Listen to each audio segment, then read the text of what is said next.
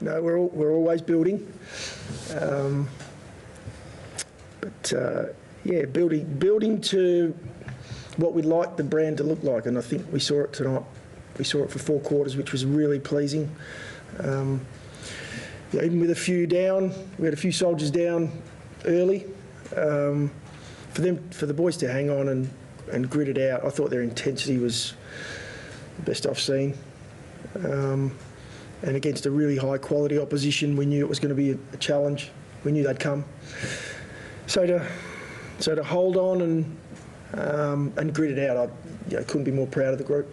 So what are the key elements for you that stood out this time that hadn't been there before? Well, we started well, and that was just intensity. That was our ferocity at the contest. That's what we've been building to. That's our goal, is to consistently perform like that, have our members and supporters leave the ground feeling like they've been rewarded for coming to watch a game of footy, excited about it, talking in the car. To have our members and supporters there today was a boost, I have no doubt. The stadium was loud. It adds an edge. It was so good to have them back. But the brand of footy starts with the contest. We talk about seeking the contest out. We went out Geelong, and with that you take risks, you get aggressive, and I thought our guys were outstanding in that area. You told Tex Walker not to give up his spot to an 18-year-old. How long is he going to hold it if he keeps playing like that? Another week. Surely he was. Oh, look, for Tex, it's his legacy at this footy club is going to be huge. What he's doing now is he's making these players better around him. And part of that is playing at a level and training at a level like he did throughout the off-season. So he deserves everything that he got today. And that's off the back of hard work, working with our younger guys to improve. It's making him a better footballer. It's incredible how prioritising others can help. How difficult? Will prolong his career, make him better, some of the new rules, and also the longer quarters as well. It's a bit open now, what it was previously.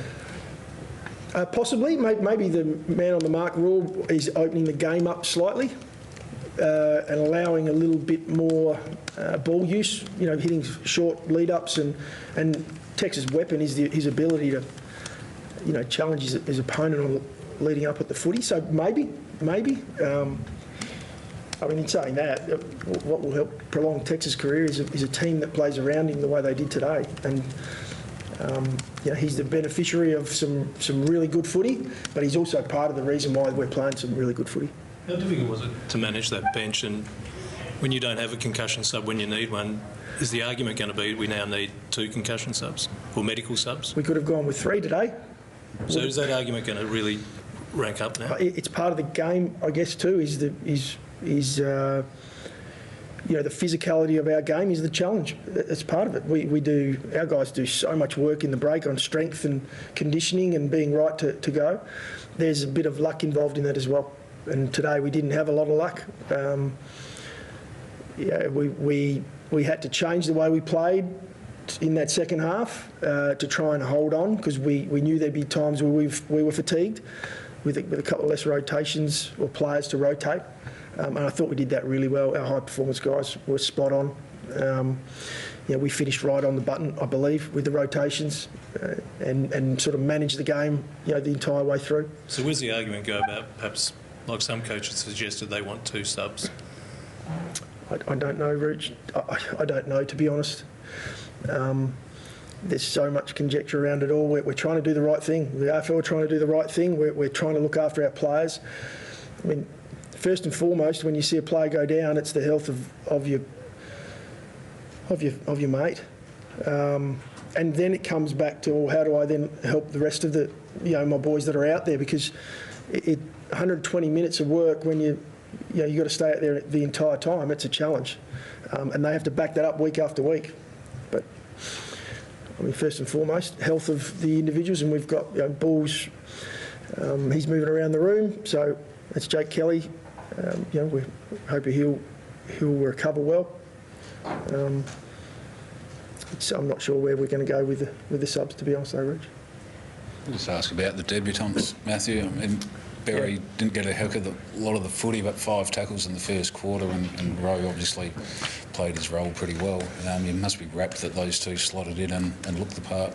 Yeah, really pleased for both of those guys. And we also had a first game of playing in the Crows jumper in Hinge, and Hingey came in, popped his shoulder out I think 3 or 4 times during the game and held on and didn't give up.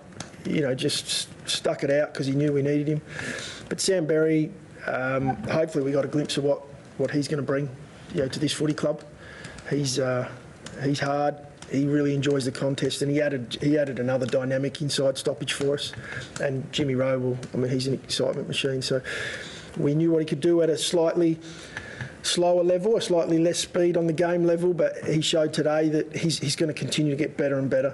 And he's still, very early on in his career as a younger player. Outside the club, to be honest, no one saw it coming. What were your feelings going into the game, though?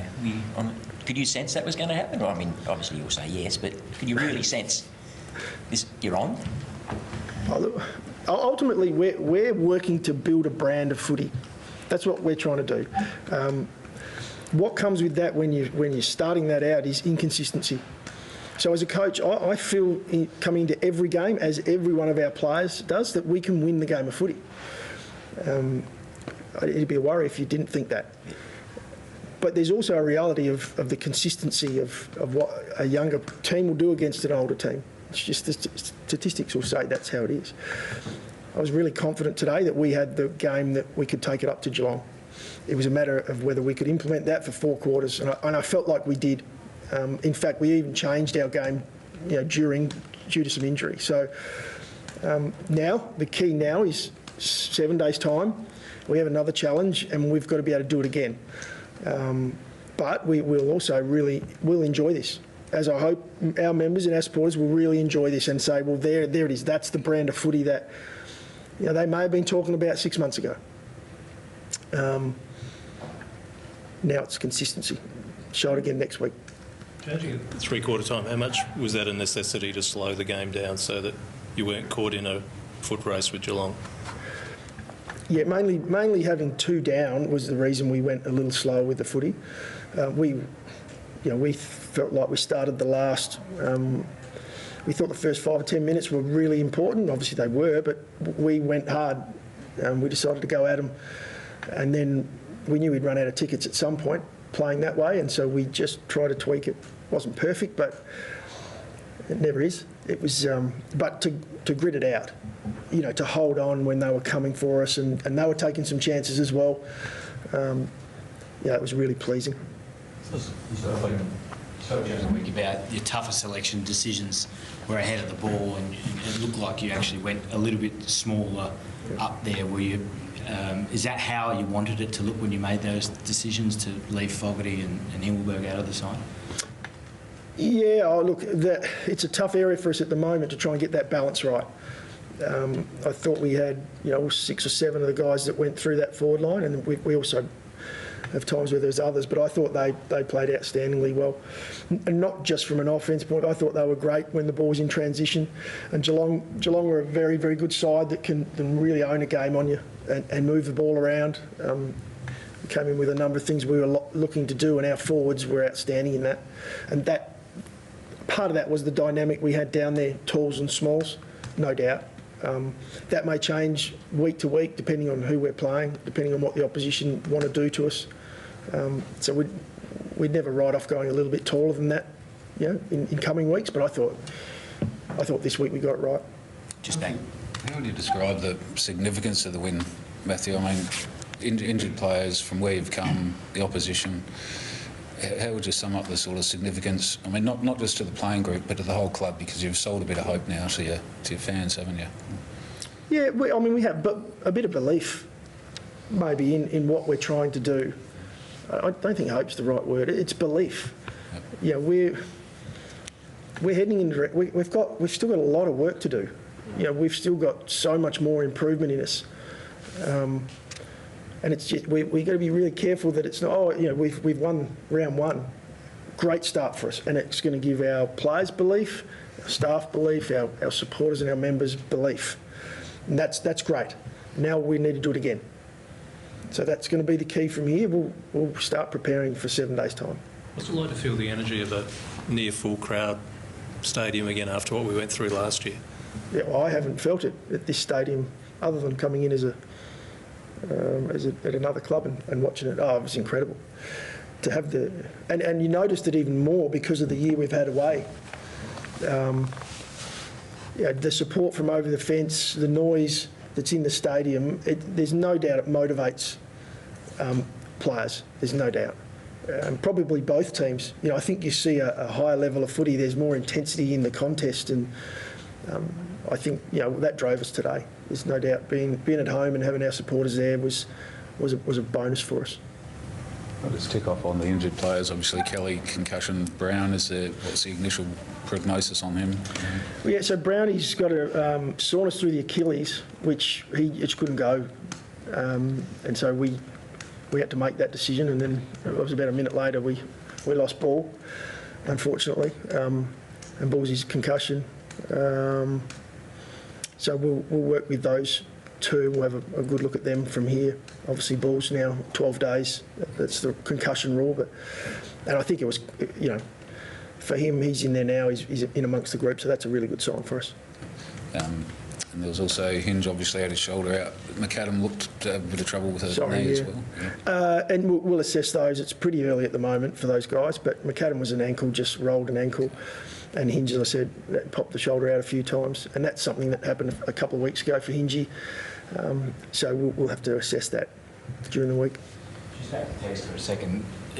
That was obviously the culmination of a pre-season where he's been your best forward. I think you said it a few weeks ago. What is the difference between where he's at now compared to where he was last year when perhaps he wasn't moving as well and didn't seem to be the same sort of player that he was today this pre-season? If I'm being honest, the difference is not Tex. Tex was in the same position last year, had worked super hard, had trained the house down. Tex has made his teammates better. And so now his teammates give him better delivery. They bring the ball in more often, and he's a competitor. So I think it's an even better sign for him, the fact that he's worked with a lot of these guys and showed them the standard over the break and said, this is the level you train at. Now, you're coming with us or you're not coming with us. And it's documented that over the break we trained and we went really hard.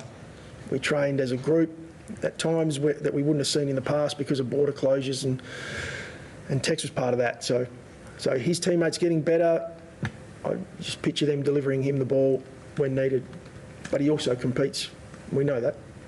And just on row once more, it feels like if there's going to be a player for you this year that feeds off the energy of the crowd and the crowd feeds off his energy, it's going to be him, because every time he kicks a goal, he certainly loves to celebrate. Yeah, when we're a few down on the bench, we were questioning whether he's wasting too much energy celebrating, but you never ever stop a player enjoying footy. And we came in with that mindset today to enjoy it. So I love watching him play footy. I love the way he celebrates. I love his passion. Consistency now. Put your head down, Rowie, and go to work.